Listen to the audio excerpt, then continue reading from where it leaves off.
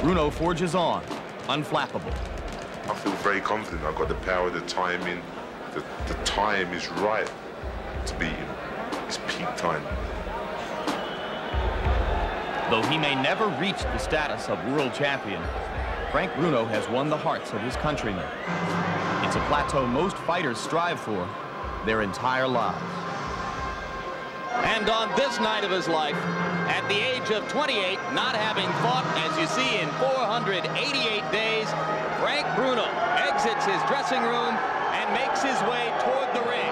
As he appears before this crowd, you will hear the cheers of more than 2,000 Englishmen who purchased tickets under the auspices of English promoter Jarvis Astaire, the man who had the original deal to host this fight in Wembley Stadium, and who have flown here to root for their man. Some think for only a brief period of time. I can hardly think of an American athlete who would get that kind of loyal following. But one of the interesting things about that loyal following is that many of them are betting against Tyson in some of the most, against Bruno, in some of the most curious betting I've ever seen. There's virtually no betting on who will win the fight. It's all on when the fight will end. And it's even money to end by the 3rd round. And many Britishers are betting against him. And this despite the fact that on the 2 occasions when he has been knocked out, it was in the 10th round against Bone Crusher Smith and the 11th round against Tim Witherspoon. Of course, everybody remembers the last fight, which was 91 seconds. And there comes the gladiator. 242 days, 242 monumentally eventful days have passed in his life since the 91-second destruction of Michael Spinks. And Tyson dispenses with the towel with the hole in the middle of it and comes toward the ring in his typical fashion, already in a full frothing sweat and ready to go. And according to some financial records that were released in some court actions, he spent almost $200,000 on clothes last year, but obviously none of them on sweat socks or robes. This is the main event of the evening. 12 rounds of boxing for the undisputed heavyweight championship of the world. Introducing, in the blue corner, fighting out of London, England, weighing in at 228 pounds, or 16 stone 4 pounds, with a professional record of 32 wins, 2 defeats, with 31 KOs. Ladies and gentlemen, he is rated #1 in the world by the WBC. He is the challenger, Frank Bruno.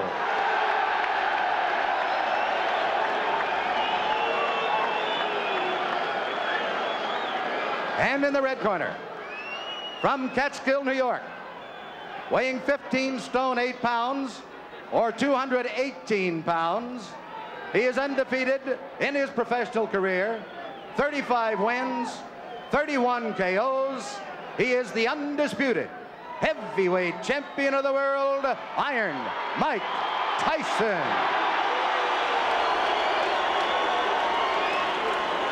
Okay, listen. I gave both fighters their instructions in the dressing room. I'm cautioning you again. Obey my commands at all times. Is there any questions? Shake hands. Good luck. This will not be the first time that Mike Tyson and Frank Bruno have faced each other in a boxing ring. When Tyson was 16 years old and Bruno was in this country to fight a boxer named Mike Jamison, they sparred. Mike, another one on your belt, another notch. Was this harder than you anticipated? No, not at all, because I knew that he was going to come up, he was talking, and the way he was talking, I knew he was hyped. He was ready to go. And I knew I was the best fighter in the world.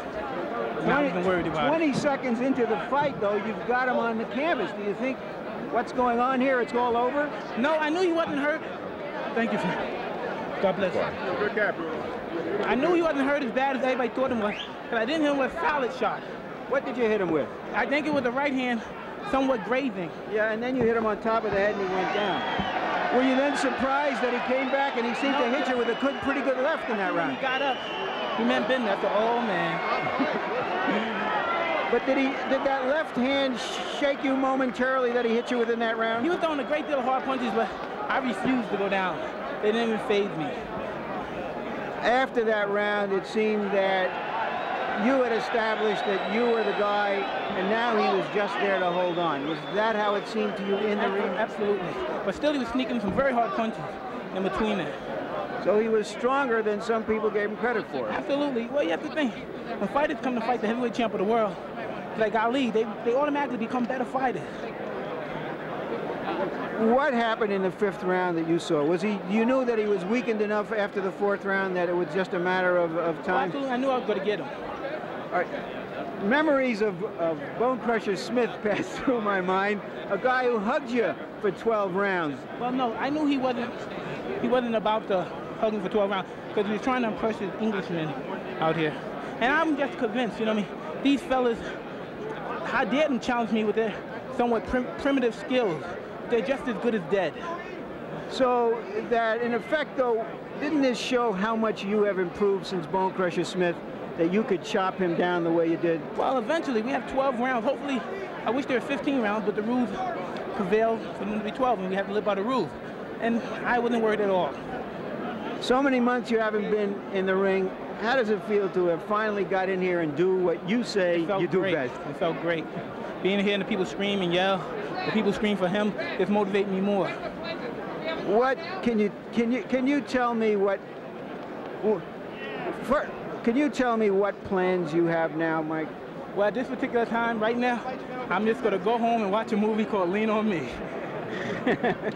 Don King, can you tell us, do you have any fights planned and with whom? I'm going to go with him to watch Lean on Me. And after we watch that, he's going to be talking about it at the post-fight press conference. We'll be talking about guys like Jose Luis Rebalta or Carl Williams, somebody, because he wanted to get back in the ring again in May. So you're saying there's nothing actually planned now, but you are thinking about several different options. New York! We're planning several different options, but we will be fighting in May. Thank you very much, Don. Thank you very much, Mike. The future of Mike Tyson in the heavyweight division. There is talk of a mandatory defense against Carl "The Truth" Williams. Not many believe that The Truth would be indelible against Tyson's own particular truth. There is talk of taking him to Rio de Janeiro to fight a Jose Rebalta. There's anticipation about the ultimate arrival as a full-fledged heavyweight, former cruiserweight champion, Evander Holyfield. Do you see anyone on the horizon who could give Mike a legitimate run for his money?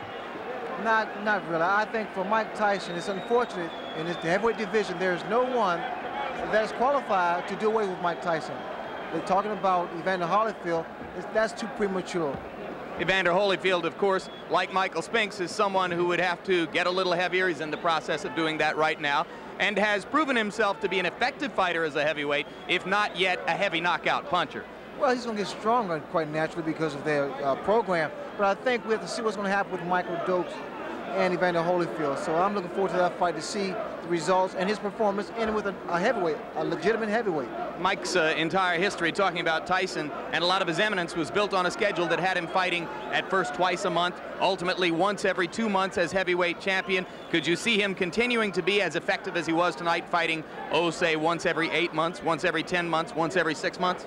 You know, because Mike Tyson enjoys doing what he's in the ring. He's enjoyed fighting. I'd see Mike Tyson fights like once every 6 months or once every 8 months.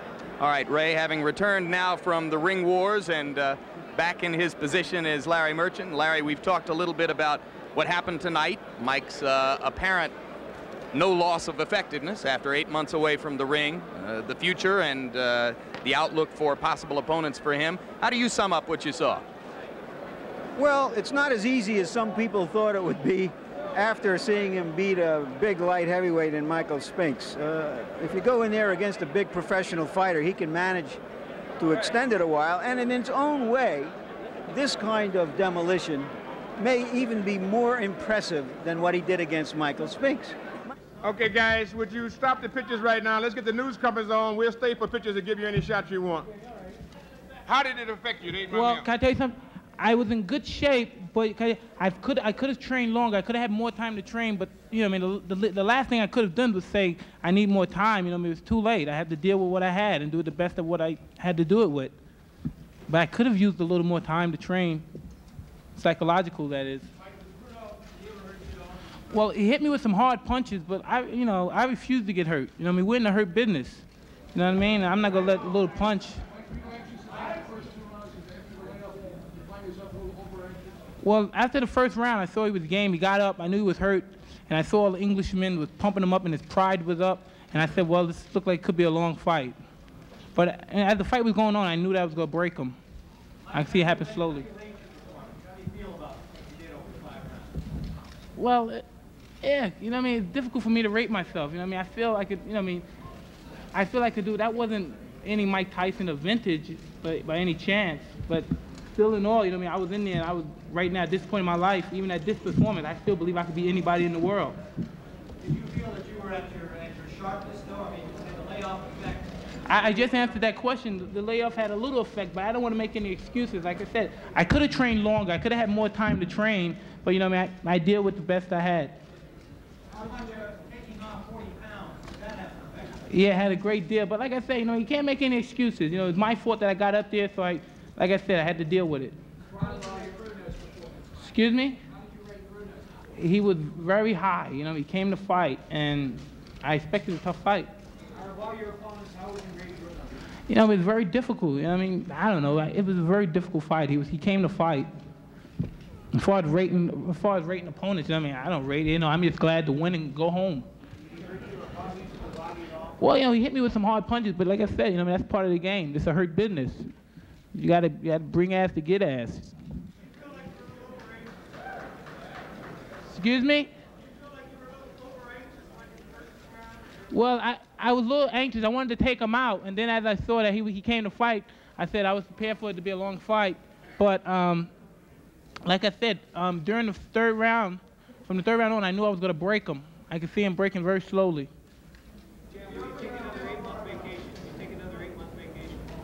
Yeah, tomorrow, starting tomorrow.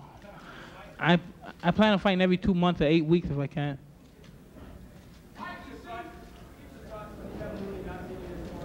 Like I said, you know what I mean? I have competent officials in my corner, you know, cornermen. I was happy, and like I said, I got to go out there, I got to fight, and like I said, I basically know what to do. You know what I mean? I know what to do. When there's someone in there throwing punches at you, you know what I mean? It really doesn't matter who's in your corner. You just know you have to defend yourself. Say that once more? Well, you know, he was very strong, you know. It was funny that I couldn't get out of it, you know what I mean? I was trying to get out, and he was holding my head, and it felt like my head was coming off. He was pulling my head so hard. And it hurt my neck. Huh? I knew that he was going to be tough because I knew that he read the papers, and he was so psyched out, and as he said, this is a peak time to beat Mike Tyson. And I knew he had that in his mind. I knew he was serious to fight. I knew he came to fight. And I knew by him coming to fight, I knew eventually I would catch him. I knew he would run into something. Did he hit you harder than any heavyweights hit you so far? Well, he hit me pretty hard, yeah. Harder than Tucker? Huh? Well, yeah, that was the hardest punch. He hit me harder than Tucker. Mike, did becoming a Christian help you at all? Well, you know, that always helped me. You know, I throw Jesus Christ, my Lord and my Savior, right in front of me. He's my sword and my buckle. And he fights for me. Amen. Amen. I don't know, maybe Jose Revolta. You know what I mean? We're looking forward to him fighting next. You heard the champion say it. I work for him. If it's Jose Luis Revolta, then lean on me. Jack, we're going to see lean on me, and we get ready for Jose Luis Revolta.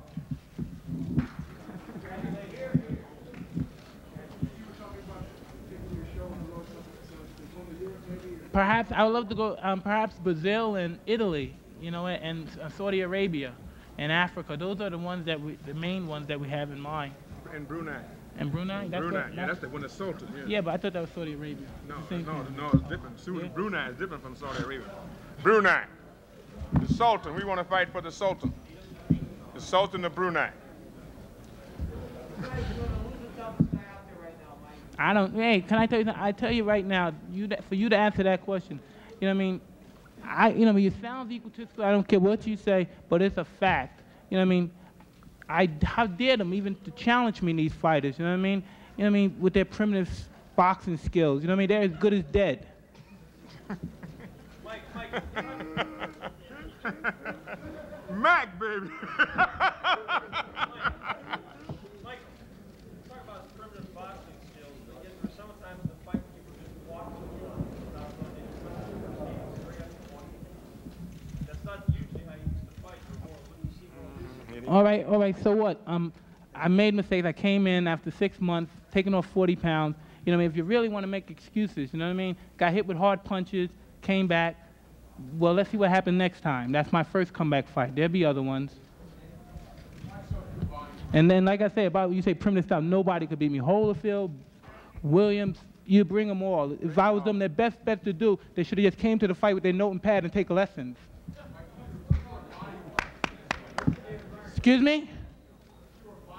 Well, if you didn't know, the punch that set him up when he first got on the rope, I hit him with a left hook to the body, and I heard him grunt, and that was the punch that slowed him down. He didn't punch back after that, and that's when I finished with the combination.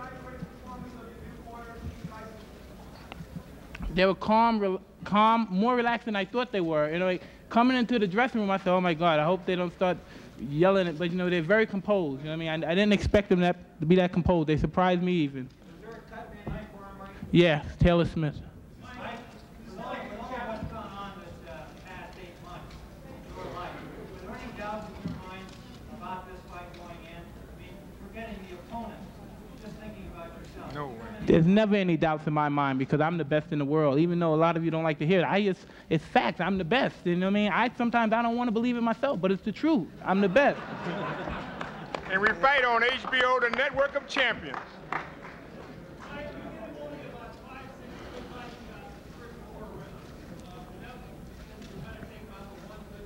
Like you said, I was kind of a little bit excited, and I wanted to get the fight over with. You know what I mean? But as the fight progressed, I slowed down a little, and I made my punches count. Well, he would have said punch to the body. You know what I mean? He would have said punch to the body more and did much. Well, they told me to punch to the body more too. It's just at the particular time I just didn't do it. I was a little stubborn, and I tried to do it my way, which was successful, but it could have been more better. You know what I mean? I perform better when I listen, though. That's true.